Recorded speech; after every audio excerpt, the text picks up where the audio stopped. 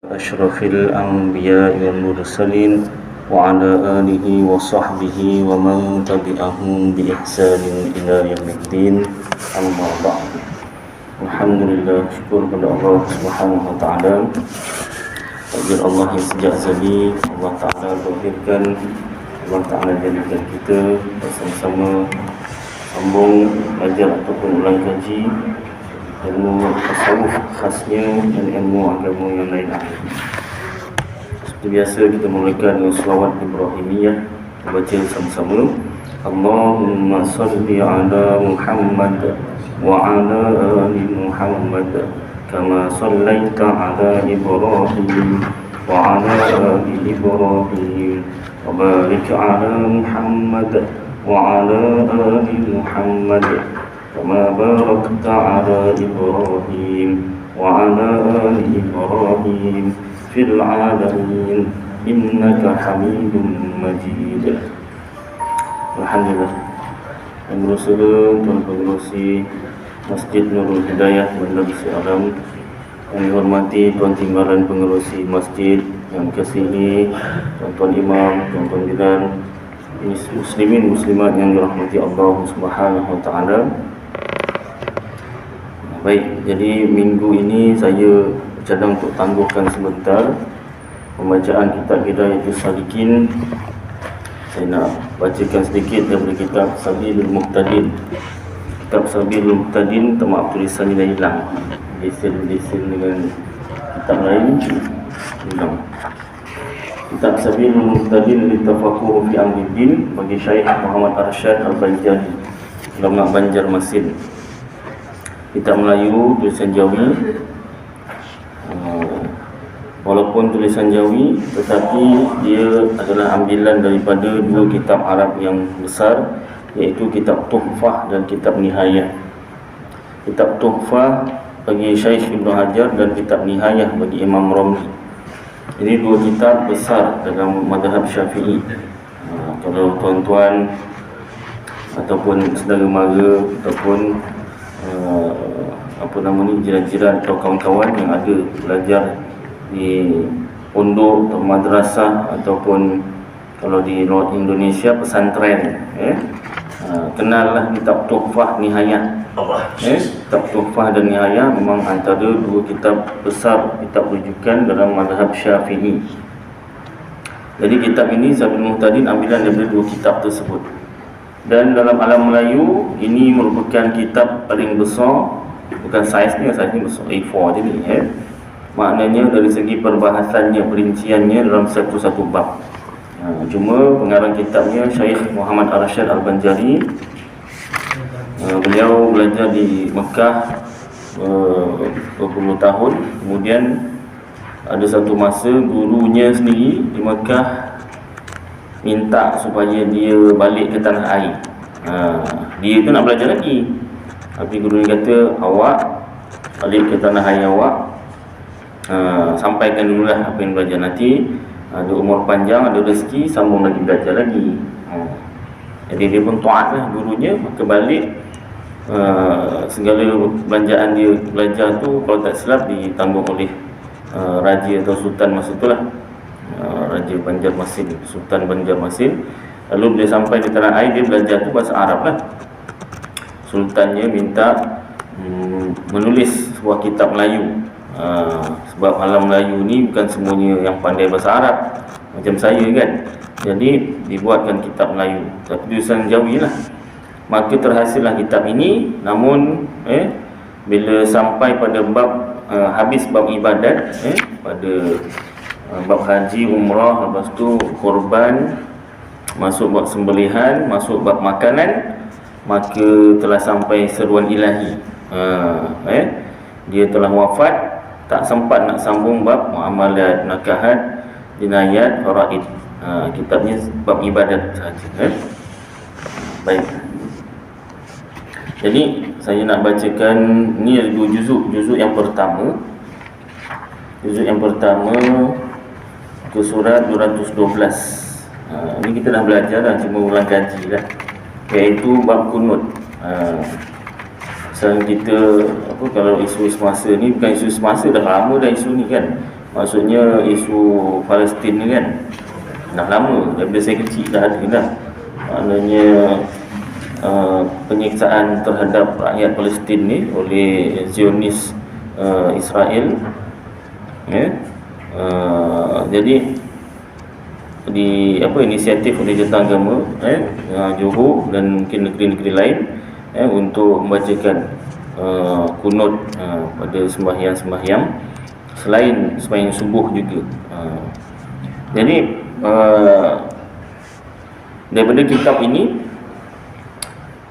kita tengoklah, maknanya dari segi ilmu, kalau dapat kita amalkan alhamdulillah, kalau tak dapat kita amalkan tak apa, sebab nanti kembali pada hukum asal, kunut itu sendiri hukumnya sunat. Baik, muka surat 212, 1, 2, 3, 4, 5, 6, 7, 8, 9, 10, 11, 12 baris dari pihak bawah. Juzuk 1 ke surat 212 baris ke-12 dari bawah. Dan sunat kemudian daripada zikir iktidal, iaitu hingga min syai'in ba'd. Ni ambil sikit dari atas. Salah satu bacaan sunat selepas iktidal, Rabbana lakal hamd mil as-samawati wa mil al-ard wa mil ma syi'ta min syai'in ba'd. Ataupun kalau ada bacaan lain, daripada sunat juga dibaca. Dan kitab Sabil Muhtadi itu yang sunat. Selepas baca doa lepas iktidal itu membaca kunut. Jadi ayat dia sunat membaca kunut bila di dalam iktidal rakaat yang kedua pada sembahyang subuh. Jadi asal hukum kunut itu sunat. Maknanya kalau satu orang dia tak baca kunut walaupun dia jadi imam, sembahyangnya tetap sah. Cuma tak sempurna lah. Dalam mazhab kita hukumnya sunat baca kunut. Baik. Dan andai kata memang terlupa, maka disunatkan pula membaca sujud sahwi. Sujud sahwi, sujud lupa. Baik. Jadi dan hasil dapat sunat, pahala sunat kunut dengan membaca satu ayat daripada Quran yang ada dalamnya doa. Kalau satu orang dia baca ayat Al-Quran yang mengandungi doa, ayat itu merupakan doa, atau yang menyerupai doa, seperti akhir surah Baqarah. Kalau contoh doa Rabbana atina fid dunya hasanah, itu dari Al-Quran tu. Rabbana atina fid dunya hasanah. Kalau yang lain berisirin ayat yang lain, Rabbana atina wa hayyi lana min amrina rasyada juga. Rabbana atina fid dunya hasanah pun doa juga, ayat Quran juga. Jadi boleh, sah juga. Cuma imam belajar, makmum pun belajar.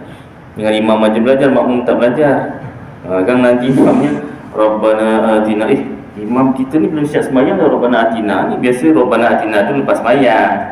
Jadi imamnya nak mengamalkan ilmu dalam Sabil Muhtadin ni, Rabbana atina fid dunya hasanah,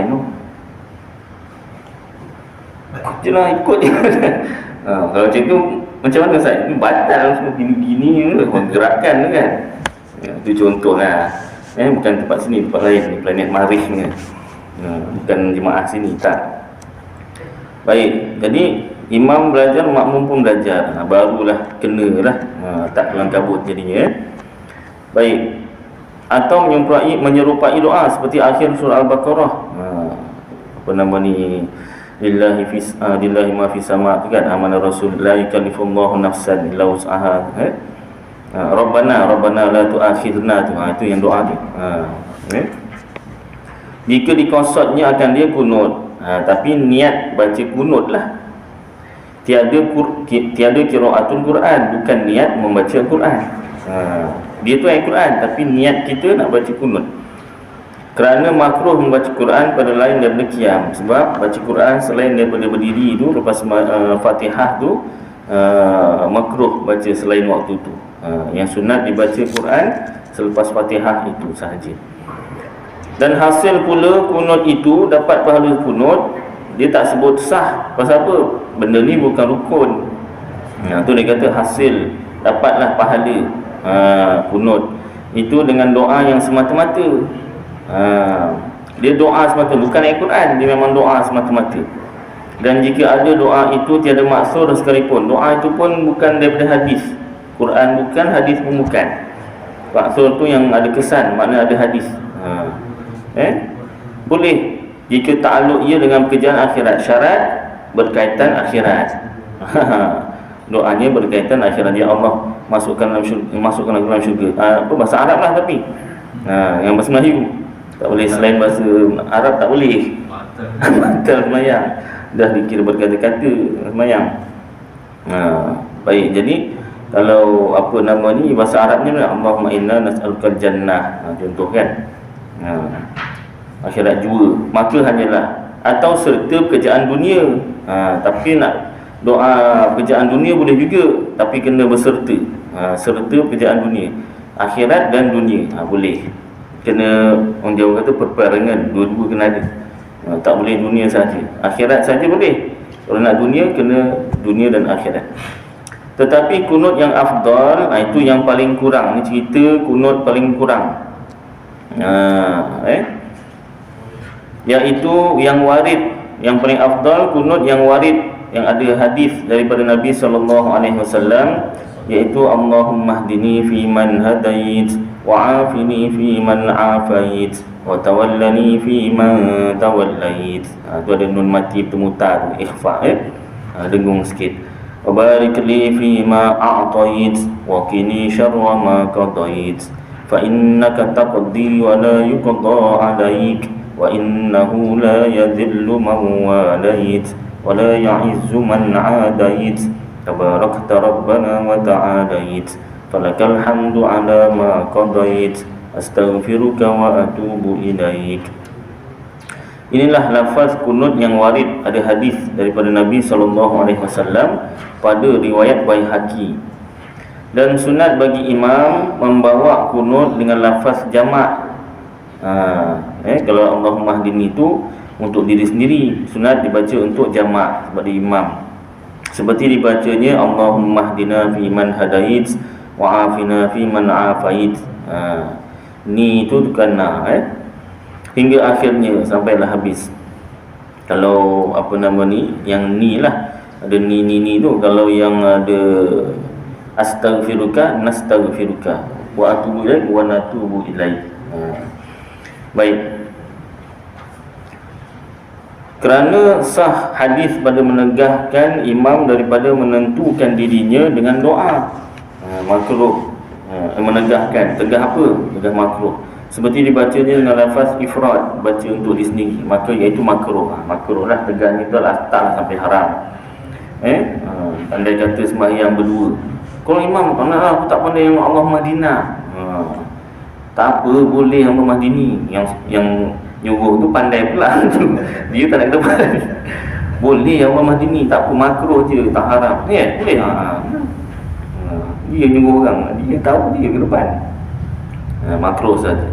Dan seperti kunut tiap-tiap zikir, dan seperti kunut tiap-tiap zikir dan doa yang lain di dalam sembahyang, maka disunatkannya bagi imam membawa dengan lafaz jamak, melainkan doa yang warid, yang ada hadis daripada Nabi SAW bahwasanya ia membawa akan dia dengan lafaz ifrad. Andai kata doa tu memang daripada hadis untuk baca sendiri, Rasulullah tak ada baca yang jamak, boleh imam baca yang sendiri-sendiri. Contohnya Rabbirhamkum, Rabbirhamna dari bawah tu kan. Padahal ia imam, maka hendaklah dibawa akan dia dengan lafaz ifrad kerana mengikut bagi warid, iaitu Rabbighfirli warhamni wajburni hingga akhirnya. Di dalam duduk antara dua sujud, tak payah Rabbighfirlana warhamna, tak perlu. Dan seperti Allahumma naqni, Allahumma ghsilni, ni tak tahu doa masa bila kita tanya balik guru saya, lupa dah, tak catat masa belajar kemarin. Kadang apa nama terlepas pandang kan, badan kat situ, kepalanya ke lain, tak teringat apalah tu sebab lah, apa macam-macam perkara, lupa. Dan seperti Allahumma firli ma qaddamtu wa ma akhartu, Ini hingga akhirnya. Kemudian daripada tasyahud yang akhir, ini bacaan sunat selepas tasyahud akhir sebelum beri salam. Panjang. Allahumma ighfirli ma qaddamtu wa ma akhartu wa ma asrartu wa ma a'lantu wa ma asraftu wa ma anta a'lamu bihi minni. Antal muqaddimu wa antal muakhiru la ilaha illa ant. Allahumma inni a'udzubika min lupa dah. Panjang lah dia punya contoh bacaan dalam kitab Ilmu Menuntut kalau tak silap ada. Doa daripada azab kubur, doa daripada fitnah dunia dan akhirat, doa daripada fitnah dajjal kan. Hingga akhir. Tapi ya macam itulah, imam belajar, makmum pun belajar. Kalau imam je belajar, makmum tak belajar, fil alamin innaka hamidum majid. Allahumma ighfirli ma qaddamtu, imamnya baca. Makmum dalam belakang ni, kenapa lama sangat imam ni? Silap-silap ada yang berdehem. Dia tak tahu hukum berdehem tu batal sembahyang. Nak bagi signal, nak macam mana kan? Cakap apa? Tak, subhanallah, dah tak ada rukun yang salah. Baik.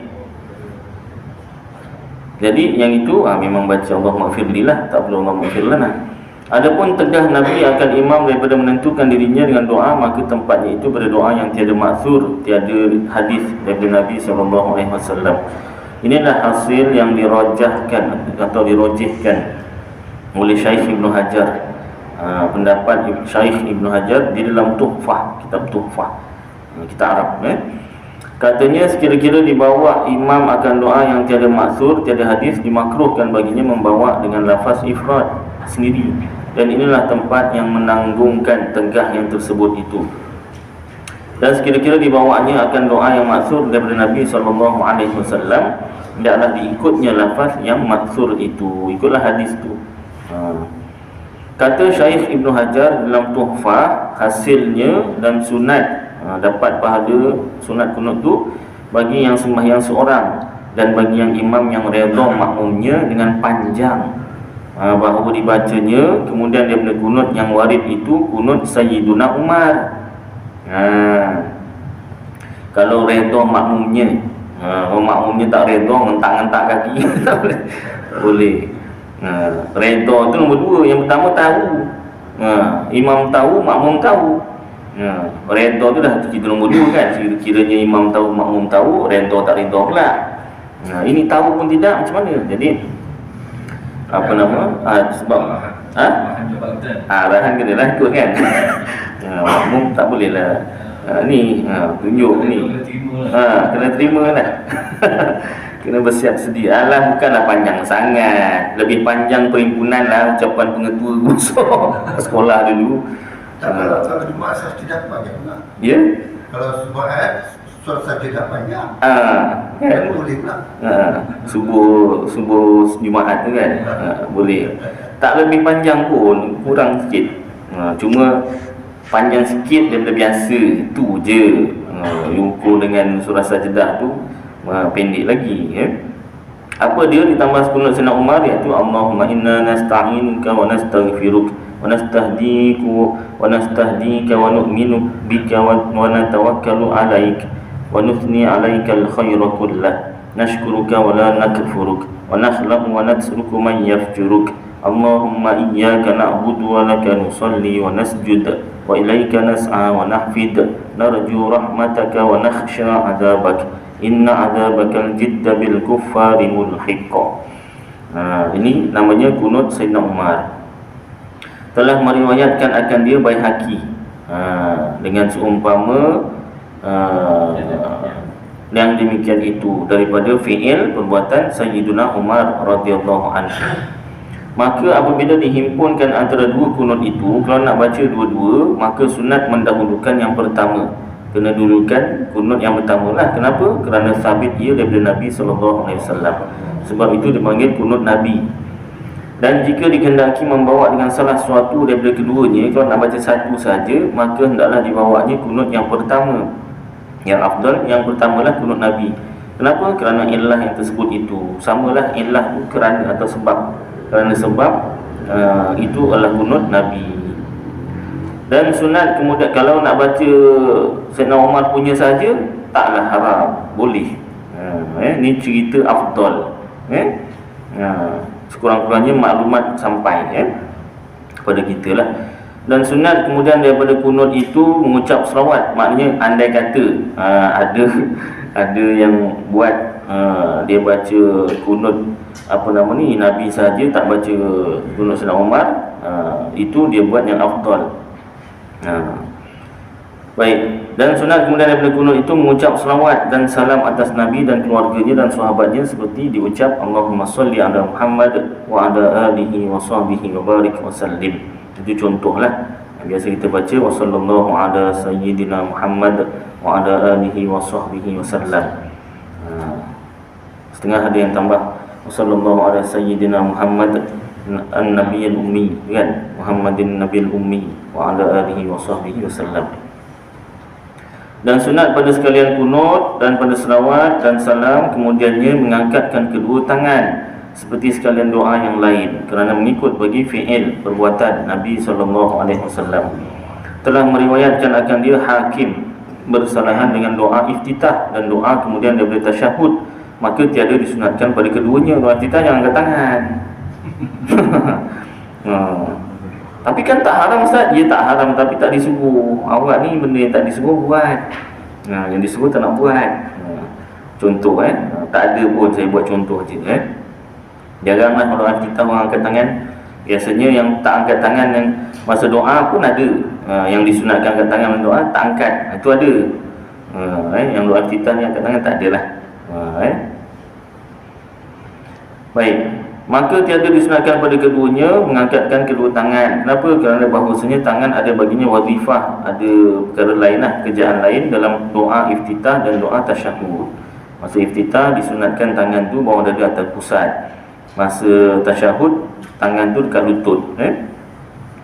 Dan disunatkan bagi tiap-tiap orang yang membaca doa menadahkan dua tapak tangannya ke langit. Tapak tangan yang putih tu lah. Sunat. Jika minta doa ia dengan menghasilkan sesuatu, ya Allah hasilkanlah apa, tolonglah sekian-sekian, minta sesuatu. Dan menadahkan dua belakang tangannya yang coklat ni ke langit jika diminta doa ia dengan menolakkan sesuatu. Ini begini, menolak bala dan sebagainya. Ustaz, saya tak tahu Ustaz, mana satu yang minta doa menghasilkan atau yang menolak. Saya buat gini-gini boleh tak? Tak boleh. Tak boleh. Dia dua-dua dapat lah, gini aja. Kalau dah tak tahu mana doa, mana nolak balat, dah gini aja. Kalau nampak imam gini, boleh ikut. Tak nampak, dah diam-diam aja, gini aja lah, kan? Kalau ada makmum sebelah yang pandai tu, ikut. Baik. Tak buat pun tak apa. Ini sunat sahaja. Dan tiada sunat kemudian daripada kunut menyapukan dua tapak tangan kepada muka. Tak sunat kalau kunut dan kepada yang lainnya, apatah lagi badan ke apa, kerana ketiadaan warid. Tak ada hadis lepas kunut sapu kat muka, tak ada. Yang ada tu lepas doa lepas sembahyang tu ada. Dan disunatkan bagi imam menyaringkan membaca kunut. Baca kunut kuat, sama ada pada sembahyang adaan tunai atau pada sembahyang qadha. Nampak? Makna cerita ni sembahyang berjemaah bukan sembahyang tunai je. Kalau ada sembahyang qadha, ada. Aku pun ada. Jom kita sembahyang qadha berjemaah, boleh. Tak? Sama-sama geng-geng qadha. Sama-sama geng qadha. Pahala besar jugalah. Pahala berjemaah. Habis macam mana? Niat qadha. Salli fardhu subhi raka'ataini qadha'an imaman lillahi ta'ala, yang makmuman lillahi ta'ala. Jadi sembahyang qadha pun kunutnya sunat nyaring juga, kuat juga. Kerana mengikut bagi fi'il Nabi SAW. Rasulullah baca kunut kuat. Bersalahan bagi yang lain daripada doa kunut, daripada segala doa yang dalam sembahyang, maka tiada sunat bagi imam menyaringkan dia kerana ketiadaan warid. Duduk antara dua sujud tadi tak perlu kuat. Rabbi firli, tak perlu tahan dia. Kata Mawardi, Imam Mawardi, hendaklah nyaring imam, kuat suara imam dengan kunut itu terkurang daripada nyaringnya dengan membaca Fatihah. Kalau Fatihah tu kuat, kunut kurang sikit. Kalau boleh lah. Kalau Fatihah Bismillahirrahmanirrahim. Kalau kunut Allahumma hdini fi man hadait. Itu macam tukar dia punya tiunnya kan. Yelah, kira kuranglah sikit tu kan. Tak pakai suara tinggi. Tapi kalau ada orang jenis suara dia bisik pun macam tak bisik, kuat, tu tak apalah, nak macam mana kan. Jadi imam pula kan. Dia bisik tu macam bercakap biasa. Engkau tak payah bisik lah, tak guna kau bisik, orang dengar kau cakap apa. Memang suara dia kuat. Kan. Saya jumpa orang macam tu, pengalaman hidup kan. Tak ingat nama dia, lelaki perdana dulu kan. Kuat suara dia, peti suara dia besar katnya kan. Jadi kerana rezeki dia lah, bila suara kuat nyaring, dapat kerja Bilal dekat Singapura. Singapura kan tak boleh pakai mikrofon kan. Dia azan macam tu pun dah macam mikrofon, cuma tak sampai keluar masjid. Kuatlah, nyaring lah satu masjid tu kan. Kalau rumahnya dekat dengan masjid tu, bolehlah dengar sikit-sikit. Baik, kalau macam tu tak apalah. Ni kalau boleh dikurangkan sikit, kuat suara nyaringnya tu kan. Adapun orang yang sembahyang seorang dan demikian lagi makmum pada tempat yang disunatkan baginya membaca kunut, maka hendaklah keduanya membaca kunut dengan perlahan. Kalau sembahyang sendiri baca perlahan lah. Kalau makmum pada tempat yang sunat dibaca perlahan, sunat baca perlahan. Dan apabila dibaca oleh imam akan kunut dengan nyaring, maka disunatkan bagi makmum mengucap amin. Sunat baca amin dengan nyaring, dengan kuat. Jangan takut perlahan je. Takut tak apa, kuat boleh amin bagi tiap-tiap doa yang dibaca oleh imam pada doa. Dan setengah daripada doa selawat atas Nabi SAW. Selawat tu pun dikira doa, maka disunatkan bagi makmum mengaminkan dia. Inilah yang diiktimadkan, yang diperpegangi Syekh Ibn Hajar di dalam Tuhfah. Disebut selalu tu Tuhfah. Kenapa? Satu, ni sumber rujukan. Yang kedua, suka belajar lah. Dah sebut tu kan. Belajarlah kitab Tuhfah. Ada rezeki, kita niatlah ada rezeki. Kalau ada kesempatan masa rezeki, niat, kita niat nak belajar. Tak dapat tu nombor 2 lah. Tak sempat belajar ke apa tu nombor 2 lah. Macam yang kita baca dalam kitab apa nama ni, Hidayatul Salikin kan. Kita niatkan nak buat segala amalan baik jika ada kesempatan, jika ada kekuatan kan.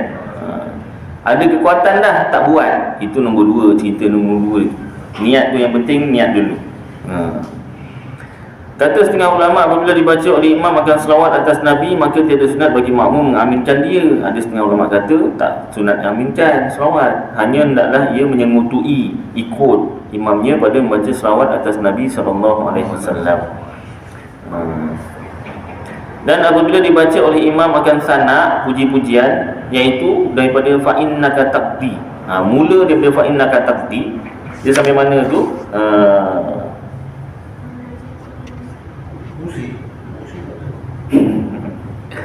Waqina syarra ma qadait.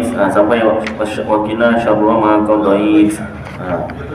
Itu makmum amin sampai fa'innaka taqdi hingga akhirnya, hingga habis. Maka sunat bagi makmum membaca dia dengan perlahan, ikut imam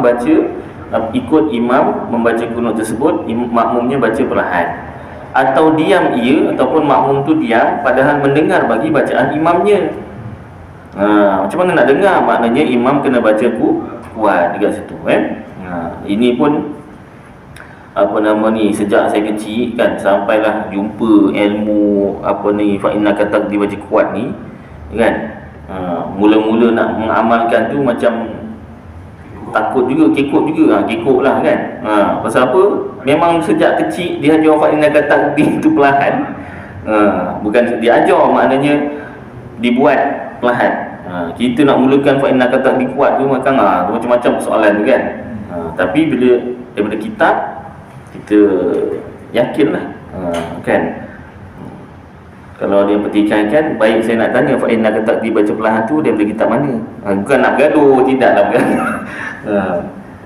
Andai kata kita dah belajar tapi nak baca perlahan juga pun tak salah juga, perkara sunat. Jangan ngotot-ngotot lah kata kan. Ngotot-ngotot ni apa? Bertegang urat. Bahasa Melayu bertegang urat. Menjauh kata ngotot-ngotot je. Baik. Jadi makmum yang pertama sunat ketika fa innaka taqdi, imam pertama ikut baca. Jadi makmum baca perlahan, imam baca kuat. Atau yang kedua makmum diam dengar imam baca. Atau membaca akan asyhadu. Yang ketiga baca asyhadu, aku mengaku. Maka yang pertama daripada yang tiga ini, iaitu makmum membaca perlahan saing dengan imam, terlebih utama, paling afdal, kerana mengikut bagi fi'il Nabi sallallahu alaihi wasallam, perbuatan Nabi. Dan adakah batal sembahyang apabila dibaca oleh makmum pada ketika itu sodat wa barota? Ini bacaan ketika azan subuh. Apa nama, as-salatu khairun minan naum. Semalam saya tersilap, semalam dekat Desa Jaya, saya kata ini bacaan menjawab iqamat, silap saya. Kalau kau mati solat itu aku maha ada maha, tersilap, saya tersilap. Nanti minggu akan datang saya betulkan. Mau teringat, ini solat tawarutan azan subuh, mana kata iqamat tak kan? Jadi kalau baca solat tawarutan, benar engkau makmum baca masa imam baca fa innaka taqdi, batal tak persoalan? Kata Syekh Ibn Hajar, batal sembahyang dengan dia. Hati-hati. Tapi tak ada lah orang baca. Ada orang baca fa innaka taqdi solat tak ada lah. Kan? Dan kata Syekh Ramli tiada batal. Syekh Ramli kata tak batal. Dua imam ni banyak juga berbeza pendapat. Tak semualah, tapi banyak juga ada bab-bab yang berbeza pendapat. Tapi apa nama ni, mereka pun taklah bergaduh. Pendapat mereka tu sesuai dengan ilmu mereka. Kenapa? Ya, dua-dua hafal Quran, dua-dua hafal ribu-ribu hadis. Yang tak sesuai, yang nak mempertikai ni, yang tak sesuai kalau satu tak hafal 30 juzuk Al-Quran lah. Macam saya kan, tak payahkan 30 juzuk, 30 surah belum tentu. Saya dah kira dah, memang tak cukup. Bila nak cukup, tahulah. 30 juzuk. Kemudian hadis, berapa ribu hadis. Kalau orang yang tak sampai beribu-ribu hadis kan, macam saya, ribu tu jauh sangat, ratus pun masih jauh, puluh pun agak banyak. Teks hadis tu, matan hadis tu, barisnya apa semua tu, berapa banyak hafal. Tu belum cerita dia punya sanad. Hadis ni daripada siapa, sampai daripada Rasulullah sallallahu alaihi wasallam. Itu dah yang tanyalah. Kalau saya memang tak tahu. Kan, memang tak hafal. Jadi kalau orang macam saya, tak sesuai lah nak mempertikai pendapat Imam Ibn Hajar dan Syekh Ramli. Kalau Ibn Hajar dan Syekh Ramli berbeza pendapat, itu sesuai lah. Sebab mereka pun memang ilmunya ilmu boleh mengeluarkan hukum. Baik. Jadi kata Syekh Ramli tiada batal sembahyang dengan dia. Telah mengikut Syekh Ramli pada yang demikian itu Imam Ghazali. Imam Ghazali sama pendapat dengan Imam Syekh Ramli.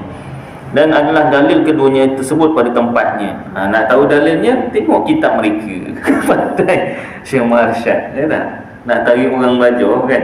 Nak tahu dalil tak? Buka kitab mereka. Suruh belajar. Masya-Allah. Maka jika tiada mendengar makmum akan kunut imamnya.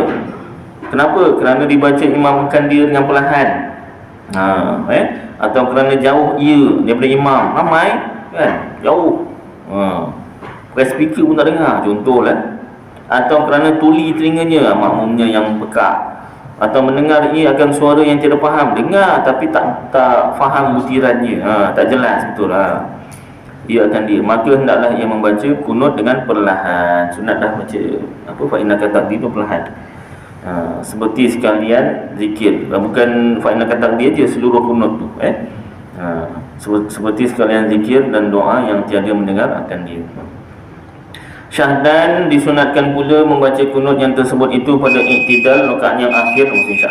Daripada tiap-tiap sembahyang fardu lain daripada fardu subuh, tetapi kerana nazilah minta pertolongan. Azan dulu lah, sambung sikit ya. Ada acara tak dia? Azan dulu, sambung sikit.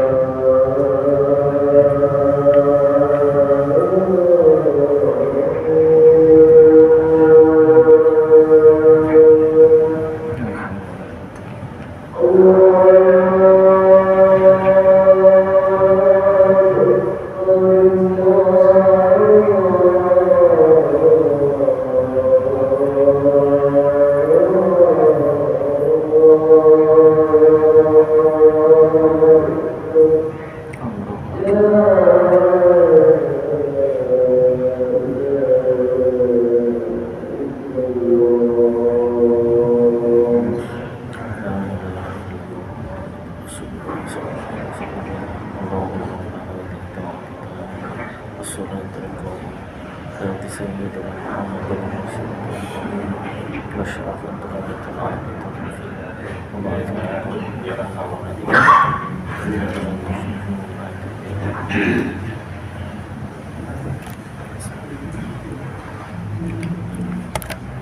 kamu sikit tuan sikit ni.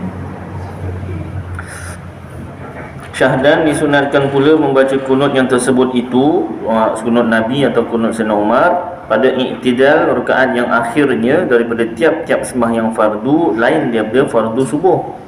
Bila? Tetapi kerana nazilah, atas sebab nazilah.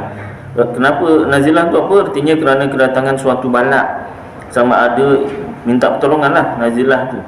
Sama ada ia melengkapi sekalian orang Islam, bala tu kena pada semua orang Islam, atau tertentu ia pada setengah orang Islam, atau orang Islam tertentu sahaja jika kembali mudaratnya kepada sekalian orang Islam, seperti wabak dan ta'un dan kohta dan belalang atau tikus dan hujan yang memberi mudarat akan rumah, ributlah ni, atau perhumaan apa nama ni, padi, dan seperti takut akan seteru, takut akan musuh, dan seperti tertawan orang alim atau orang berani oleh kafir.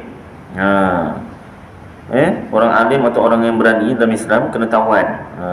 Kerana tersebut dalam beberapa hadis yang sahih bahawasanya Nabi SAW adalah membaca kunut sebulan di dalam sembahyang 5 waktu. Kunut apa? Kunut Nabi lah, Allahumma hdini tu. Masa tu kunut Sayyidina Umar belum ada lah. Masa zaman Sayyidina Umar jadi khalifah lah, baru ada kunut Sayyidina Umar tu. Kerana menolakkan kejahatan seterunya, maknanya Rasulullah masa kunut nazilah Rasulullah tu Allahumma hdina. Jadi maklumat kena sampai. Biasa orang sebut Allahumma hdina fiman hadait itu kunut subuh. Orang sebut, kitab tak sebut kunut subuh. Kitab sebut kunut Nabi. Jadi bila orang baca selain waktu subuh, jadi orang pelik. Imam ni tersalah waktu ni subuh, ini apa? Zuhur ni. Zuhur dia bacanya doa kunut, kan? Kunut subuh dia baca. Imam nak cakap masa tu dengan sembahyang kan, nanti siap lepas sembahyang. Duduk kuliah tak nak, tak? Contoh ni bukan sini, tempat lain, minta maaf. Ni cerita planet Marikh ni, jadi lepas sembahyang imam ni pun cakap, sini kau cakap apa tadi? Aku dengar tak? Cuma tak dijawab. Aku bukan baca kunut subuh, aku baca kunut Nabi. Memanglah sekarang waktu zuhur, tapi ini namanya kunut nazilah. Kunut nazilah tu kunut minta pertolongan. Bacaannya kunut Nabi. Itu bukan kunut subuh, kunut Nabi namanya. Faham? Memang faham.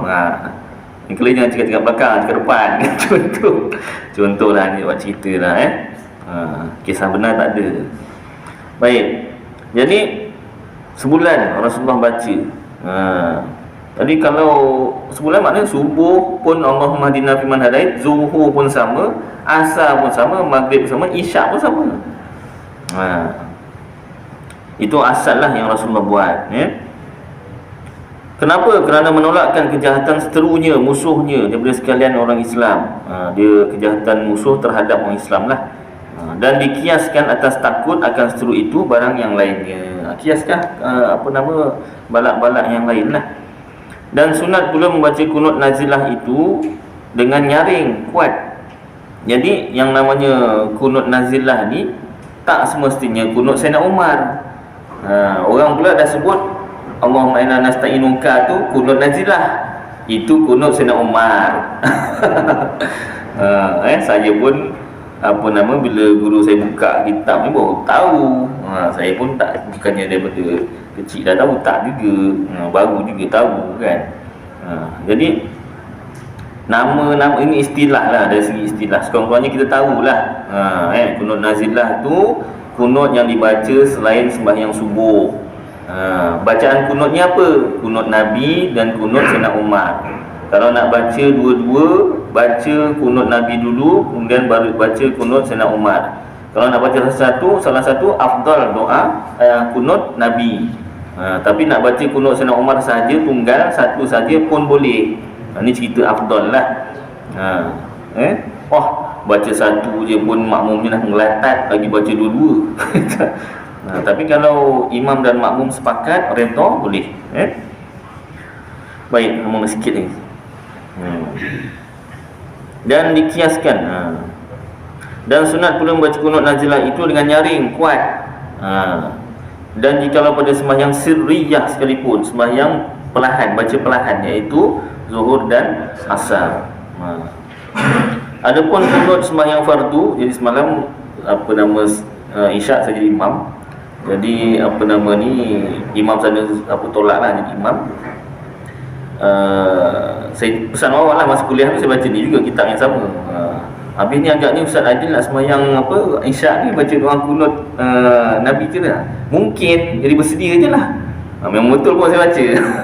Jadi tak terpanjat lah kan. Sekurang-kurangnya kan apa pula Ustaz Adil ni, terkejut jemaah surau Desa Jaya juga.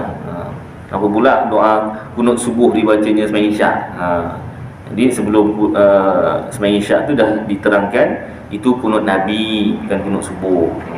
Boleh dijadikan kunut nazilah juga. Yang sebenarnya Ustaz tak hafal kunut nazilah kan? Bukan tak hafal kunut nazilah, tak hafal kunut Sayyidina Umar. Dia seboleh-boleh, tapi tak adalah, itu saya buat cerita je. Tak ada yang nanya macam tu, tak ada. Saya buat dialog aja. Agaknya Ustaz Aidil ni tak hafal ni kunut nazilah ni, kunut Sayyidina Umar. Yang dia hafal kunut subuh, bukan kunut subuh, kunut Nabi. Baik. Adapun kunut sembahyang fardu yang lain daripada subuh dengan tiada kerana nazilah, maka iaitu tiada sunat membaca adalah ia makruh. Kalau tak ada sebab apa-apa, tak sunatlah baca. Kerana ketiadaan warid, ketiadaan hadis bersalahan dengan fardu subuh, maka disunatkan padanya kunut atas itlaq. Kerana nazilah atau tiada. Sebab nazilah ke, tak sebab nazilah ke, sunat baca kunut subuh, kunut fardu subuh tu. Kerana nazilah kerana mulia sembahyang subuh daripada sembahyang yang lainnya. Sebabnya subuh tu lebih mulia daripada sembahyang-sembahyang yang lain, serta tertentu ia dengan harus yang dahulu daripada waktu, dan dengan taswib, dan dengan keadaannya yang terlebih singkat daripada sembahyang yang lain, maka adalah ia terlebih patut dan menambahi kunut. Adapun yang lain daripada sembahyang fardu 5 waktu, maka seperti sembahyang jenazah dimakruhkan padanya membaca kunut. Sembahyang jenazah tak payah baca kunut atas itlaq, yakni sama ada ia kerana nazilah atau tiada. Walaupun ada biasa sembahyang fardu kita baca kunut nazilah, kalau sembahyang jenazah tak perlu baca. Tak sunat baca, makruh. Kalau baca juga makruh lah. Tiada kerana nazilah, kerana diperbuati sembahyang jenazah atas mereka itu meringankan. Sembahyang jenazah tu pun tak ada rukuk sujud, takbir sahaja kan, tak perlu nak tambah-tambah kunut. Dan sembahyang fardu yang dinazarkan, sembahyang fardu yang dinazarkan pun tak sunat. Dan sembahyang yang disunatkan dalamnya berjemaah pun tak sunat kunut. Dan yang lain daripada keduanya tiada disunatkan padanya membaca kunut. Maka jika dibaca pada sekalian itu kunut, maka dalamnya tafsir, perincian. Jika ada kunut itu kerana nazilah, maka iaitu tiada makruh. Kalau sebab nazilah tak makruh lah. Dan jika tiada kerana nazilah, maka itu makruh. Demikianlah yang disebut dalam Tuhfah. Baik, jadi itulah keterangan kitab Sabil Muhtadin tentang kunut. Jadi walaupun kita tak dapat amalkan, yang paling afdal tak apa, sekurang-kurangnya maklumat sampai. Akan datang kalau kita nak amalkan dah tak ada masalah. Dan sumbernya Tuhfah dan Nihayah, kitab besar kitab Arab dalam mazhab Syafi'i. Jadi mudah-mudahan apa yang kita baca dan dengar jadi manfaat untuk saya dan tuan-tuan, dapat kita amalkan dan sampaikan insya-Allah. Aku qouli hadza wa astaghfirullahal azim li wa lakum wa lisairil muslimina wal muslimat wal mu'minina wal mu'minat fastaghfiruh fa ya fawzal mustaghfirin wa ya najatat taibin. Sallallahu tabaraka wa ta'ala ala khairi khalqi sayyidina maulana Muhammad wa ala alihi wa sahbihi wa baraka wa sallam. Subhana rabbika rabbil izzati amma yasifun wa salamun alal mursalin walhamdulillahi rabbil alamin. Taqabbalallahu minkum.